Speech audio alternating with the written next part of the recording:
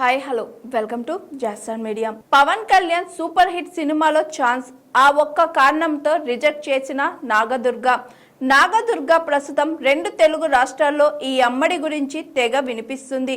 Social మీడియాలోనూ ఈ folk singer పేరు తెగ మార్మోగుతుంది. ఇప్పటి వరకు తన ఫోక్ సాంగ్స్ డాన్సులతో యూట్యూబ్ ను షేక్ చేసిన నాగదుర్గ సిల్వర్ స్క్రీన్ పైన మెరువనుంది. ఇప్పటికే తెలుగులో కలివివనం అనే సినిమాలో నటించింది ఈ బ్యూటీ సింగర్. అలాగే తమిళంలో ధనుష్ మేనల్లుడి సరసన లవ్ ఓ లవ్ అనే సినిమా చేస్తుంది. అయితే ఇప్పుడు హీరోయిన్ గా ఫుల్ బిజీగా ఉంటూ కనిపించింది నాగదుర్గ. బలగం ఫ్రేమ్ ప్రియదర్శి హీరోగా నటిస్తున్న లేటెస్ట్ సినిమా ఇడుపు కాగితం సినిమాలో హీరోయిన్ గా ఎంపికైంది Nagadurga. Sukumar Writings Bunny Vasu workouts banner పై ఈ సినిమాను నిర్మిస్తున్నారు. దొండపాటి వంశీరెడ్డి దర్శకుడిగా పరిచయం కానున్నాడు. ఈ సినిమాలో నాగదుర్గ శ్రీలత అనే తెలంగాణ పల్లెటూరి అమ్మాయి పాత్రలో కనిపించనుంది.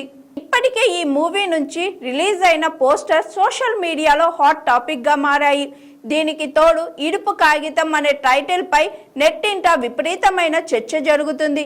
ఈ నేపథ్యంలో నాగదుర్గ నేపథ్యం, ఆమె పాటలు, డాన్సులు, పాత ఇంటర్వ్యూలు కూడా నెట్టింట తెగ వైరల్ అవుతున్నాయి.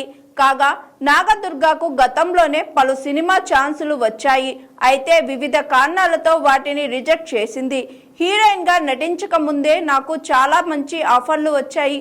నాని హీరోగా నటించిన శ్యామ్ సింగరాయ్ సినిమాలో సాయి పల్లవి పాత్రకు సహచరిగా క్లాసికల్ టచ్ ఉన్న ఓ ముఖ్యమైన పాత్ర కోసం నన్ను అడిగారు. అలాగే అశోకవనంలో అర్జున కళ్యాణం సినిమాలో కూడా ఛాన్స్ వచ్చింది. పవన్ కళ్యాణ్, సాయి ధరమ్ తేజ్ కలిసి వచ్చిన బ్రో సినిమాలో సిస్టర్ క్యారెక్టర్ కోసం కూడా సంప్రదించారు.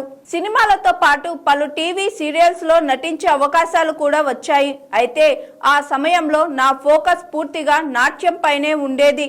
ముఖ్యంగా కూచిపూడి నృత్యంలో డాక్టరేట్ సాధించాలన్నది నా కళ. అందుకే సినిమాల్లోకి వెంటనే రావాలని అనుకోలేదు.